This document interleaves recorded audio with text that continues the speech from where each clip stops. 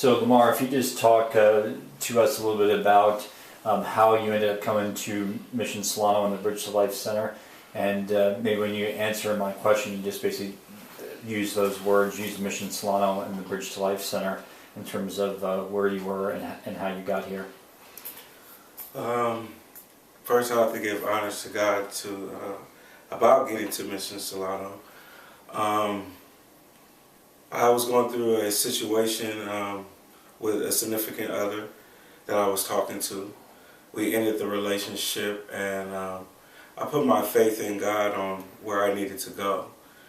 And I was in a hotel room. It was approximately 4 days.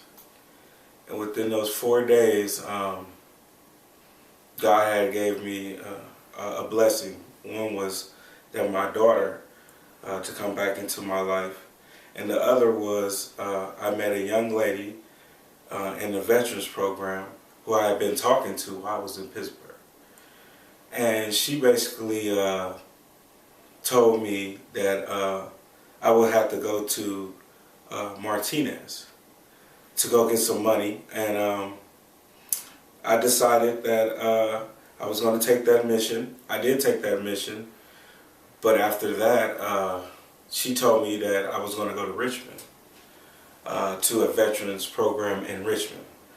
In my heart, I didn't want to go there.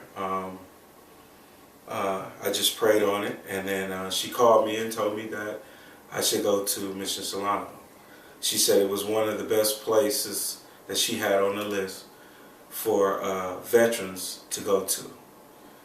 And from then on, I came here to this beautiful place.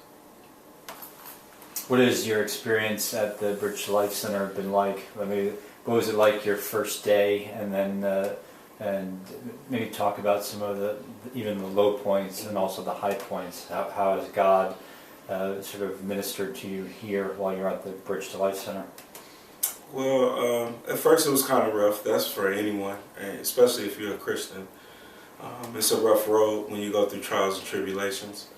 And so when I got here at first, it was kind of shaky, you know, getting used to what's going on. I couldn't say I met any bad people. I think it was just shaky, just for one, what you're going through. For two, just being in a different environment. I never knew nothing about where I was located at. I never knew nothing about what was around me. So when I got here, of course, it was just like, oh, well, I don't know. But as time grew on, I seen the love of those that was here, you know, the love that a lot of people should have in their hearts. And I met great people like yourself, Brother Raymond, Cindy, Reggie, a lot of great people. And I think we all grew together. I think one day at a time, we just grew together. And it just made it a humble place. You get fed 3 times a day. I mean, in most places you don't get fed. And that's something to be thankful for. And I think God just told me to be steadfast and just walk through the journey, and you'll meet some good people along the way who loves Him. And I'll just keep moving forward. How did you end up in this apartment? I know it relates to you being reunited with your daughter, but how did that all come to pass? Well, again, I was in the hotel. I received a call, and my daughter was in foster care. And God He ordains any situation. That's what I believe. I haven't seen my daughter in 5 years. So the last time I heard, a person said I wouldn't see my daughter until God said so. And so when I got here, I already had told the counselor, Cindy, and also the counselor, Reggie, of my situation. And Cindy was very quick to, you know, because she has children, she was quick to help me in my situation. She wanted that thing to happen. I was going back and forth. They supplied me through the veterans van to go back and forth, even though, you know, situations arose with gas at the time. They still took a risk to take me up there and back knowing that they didn't have that much gas, and I appreciate that. And courts for 3 months, and then finally I got my beautiful daughter, and they provided me with an apartment. You know, being that I was in my situation, to me it's a miracle to have a 2-bedroom apartment, 3 meals a day, and just to have that freedom. You know, it's better for me to have my daughter through the court system, Sacramento, who worked with me, and through Mrs. Solano, to have a place, a roof over my head, and that I'm not on the streets. That's a blessing. What has the VA done for you specifically? Have you taken advantage of any medical or other benefits? Oh yes, the VA has done wonderful, and I advise to any ongoing soldiers or veterans. For one, it's just like the military. You have to go out and go look. Nobody's going to hand anything to you. But there are many resources in the military that does help veterans, but you have to put in the footwork. It's not like you're giving candy to a baby. You know what I'm saying? You really have to go out and go look for these places. But when you do go, and when you do meet the right people, which I pray to meet, you get all the wonderful things. I have health benefits. I have used my GI Bill to go to school. I also have a degree in IT. Through the GI Bill, they have VREP programs for those who have finished college and want to continue on with college. They have housing, HoodVash, and different programs to help you, which is like Section 8. And a lot of young men that left here and older men that left here, they have used those resources to get places, and then they're doing fine. You know, they're living good.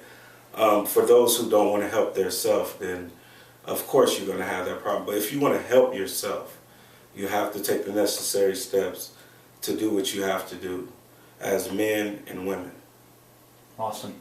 How about turning the page to Christmas this year? Mm-hmm. What are your hopes for you and Zaya over the next 6 days or so? What are you hoping from the season? It's been beautiful, actually. My daughter, through 2 veterans, and this is how we come together in brotherhood as veterans. They came together and bought her a wonderful DSi 3D, and she's got that for Christmas. We also had another church come in, which the churches come in and they provide food for us through volunteer, which I want to thank them, all of them, and of course Mrs. Solano. They come through and they came with presents. They had Hello Kitty. She loves Hello Kitty. So they had Hello Kitty, Spider-Man, the things that they need as far as toothbrushes, teddy bears. I mean, it's just only the beginning. I'm pretty sure when Christmas comes around, it's going to be awesome. Excellent.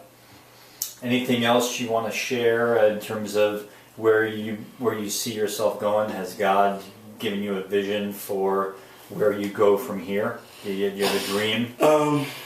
You know, I've been always told as a young man that I was going to be a leader in something. Very artistic. I'm also a hip-hop artist, and I believe I will be leading young men and women unto the Lord. To me, for myself, and this is just my opinion, not to change anyone, God has been so good in my life that I just follow wherever He leads me to. And wherever He has me going, that's where I'm going. Like, once again, I have to thank the veterans at the EDD office also who hooked up with the Bridge to Life. Man, it was wonderful. I got my TWIC card to go back to work for the oil refinery, which is wonderful. And like I said, these resources, man, it's been a true blessing. But once again, I have to tell you, if you do not try, if you do not want to try, if you do not have the urgency to want to better yourself, then unfortunately you're going to be in your situation. But if you try and you come reach out to these people, even if you have a drug problem or you have anything, just tell them. They'll help you. And that's just from the sincerity of my heart. I really thank you, Mrs. Solano, the bridge to life. From the sincerity of my heart, everything is true that I say, that I thank you for what you have done for me and my family. Awesome.